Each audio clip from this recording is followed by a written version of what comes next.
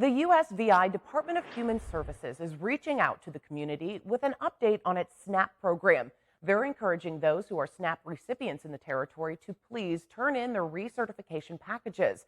This is an important step if recipients haven't done so yet. The department says it's needed in order for SNAP to be issued on EBT cards. This has recently affected many SNAP recipients, and the Department of Human Services says they are here and ready to help. Here's what you need to know from our USVI News, Ali Born-Vanek. I'm here with Mikkel Reimer-Brown, who is the Assistant Commissioner of the Department of Human Services. Thank you so much for your time. Oh, it's a pleasure. So we're here to talk about the SNAP and the different things that people, residents, should be aware of. Can you please share a little more? Sure. Right now, we're encouraging our residents who are already SNAP recipients to please bring back your recertification packages. We had an unfortunate incident on April 1 where hundreds of our SNAP recipients who had not turned in their recertification applications were not issued their SNAP on their EBT cards. So we're encouraging our community and those families who still have not brought in your packages to bring them back in. Here at Human Services, we're in Newt Hansen Complex, but in the Mars Hill facility in Frederickstead, St. Croix, and in the Cruz Bay facility, you know where we are, please drop your recert packages back. And those who may have submitted the packages, but maybe did not fill out all of the information correctly, if you did not receive your SNAP benefits on April 1, you need to call us. And here in St. Thomas, it's 774-2399, and on St. Croix, it's 772-7100. And we're about to take a quick look and show me how to do this. Can you just share before we go down how to go through and so on? Very easy. Here and in all of our other locations, we have convenient drop boxes, and you can take your information, seal the envelope, no original support documents. You've got to put copies because we can't give that back and it's not safe. And we put that in the drop box, and our eligibility team, they take them out, they scan them, they make sure they have the information they need. They won't need to call you if everything is there, but if something is missing, they'll need to call you. So we tell all of our SNAP recipients, if you make a change in your telephone or your physical or mailing address, you've got to let us know. So when we need to contact you, we know where you are. Absolutely. Is there anything else that you would like to share? Well, I just want to encourage those who have maybe never applied for SNAP. We are here for you. We know during this pandemic, although we're winding down, we're still in the pandemic. So if you need assistance, come to Human Services, our Mars Hill facility in Frederickstead, our Newt Hansen Complex facility here in Hospital Ground St. Thomas, and Cruz Bay at our St. John Multipurpose Center. Human Services, we're here for you. And it feels so good to be outside here. Yes. Smiles, so welcoming. Assistant Commissioner, thank you so much for your time. My pleasure. Get your cell phones ready and tune in next week to cheer on Allegra Miles on American Idol. She is doing great on the 20th season of American Idol. Now in the top 24. Monday's episode, she'll be singing at Disney's resort in Hawaii, performing for the second night of incredible top 24 performances. You can watch as Idol hopefuls belt out unforgettable tunes in hopes of making it through to the next round. And you are going to help Allegra do that. Audiences at home will be able to cast their votes to keep Allegra's dream alive and remain in the top 20. The 19-year-old singer-songwriter grew up on St. John, spending her formidable years in the territory. She tells me the Virgin Islands community has been extremely supportive of her over the years. We talked about what it's like performing on American Idol, the stress of Hollywood Week, and how much she truly appreciates your support. It's been amazing. It's really, I don't know, it's just so cool. It's such a unique experience. I feel like you won't get with anything else. And of course, all the people we've all met and we've gotten so close with each other. It's really special. So it's a really special experience. Hollywood Week. So what was that like? Yeah, it was very challenging, even more so than they show on TV. You have very little sleep. Like we would be there, our call time would be like 6 a.m. every morning. And then we'd be there till some nights like 11 o'clock.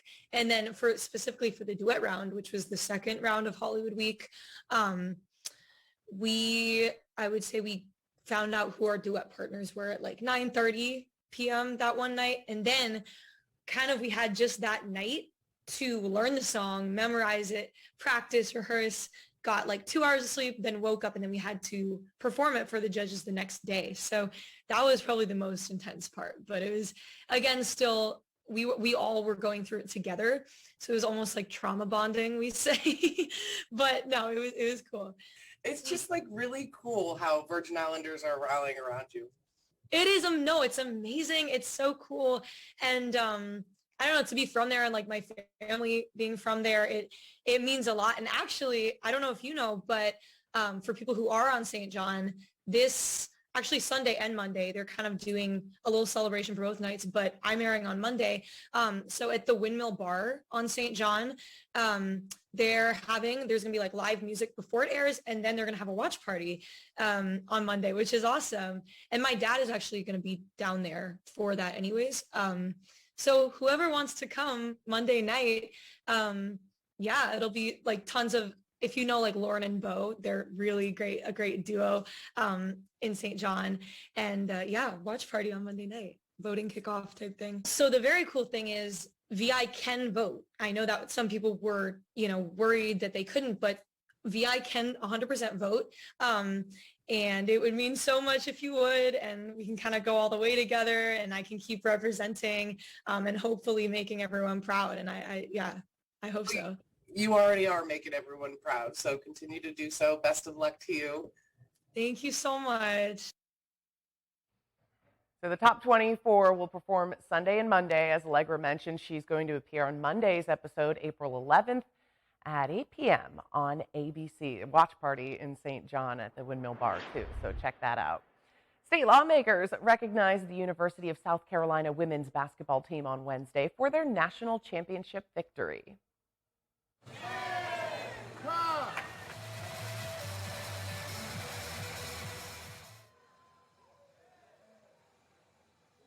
Chamber to call and response chants and some music too. Legislatures had their phones out to capture the celebration, and there were plenty of photos taken with Coach Don Staley and the players, including National Player of the Year. You just saw there, USVI's Aaliyah Boston.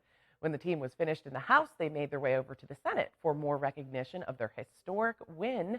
The Gamecocks won their second national championship back on Sunday, defeating UConn. History in the making. Thursday, in our nation's capital, Judge Ketanji Brown Jackson has become the first Black woman approved to sit in the highest court of the nation. 53 senators voted to approve Judge Jackson to the Supreme Court around 2 o'clock on Thursday afternoon. After a contentious confirmation hearing, only a handful of Republicans voted for Judge Jackson, with the majority voting no. But again, Ketanji Brown Jackson sitting now on our nation's highest court. Congratulations to her for sure. We are seeing an increase in COVID-19 cases in the territory right now. It's an indication that the BA2 Omicron subvariant has made its way here, although sequencing hasn't come back at last check to confirm that. According to the latest numbers from the VI Department of Health, we're back over 100 cases territory-wide, with increases on all three islands, 26 on St. Croix, 67 active cases right now in St. Thomas, and 10 current cases on St. John. A major power outage struck Puerto Rico late Wednesday night. Nearly 400,000 customers were affected after a fire erupted at an energy generation plant. The outage is believed to be one of the biggest in recent months for Puerto Rico's electrical grid. Luma Energy worked diligently to restore power to the island, giving priority to hospitals and other institutions, of course, that need it more urgently. They say the issue could take hours, maybe days, to resolve. Governor Pedro Pierluisi has urged residents to remain calm. The exact cause of the fire is still unknown as of Thursday afternoon. Oil executives appeared before a House committee Wednesday for the second time in 6 months. The hearing was a round-robin blame game, and no matter which way you slice it, Americans are still paying more at the pump. Skylar Henry reports from Capitol Hill. You are ripping the American people off, and it must end. House Democrats unleashed on oil executives Wednesday, blaming the industry for skyrocketing oil and gas prices. Why is the price of oil coming down, but the price at the pump is still near record highs? AAA says the national average for a gallon of gas is now $4.16, up $1.29 from a year ago. The Biden administration has ordered the release of oil from the U.S. stockpile to help ease prices that spiked following Russia's invasion of Ukraine. The last time we saw price increases like this, maybe to the presidency of Jimmy Carter.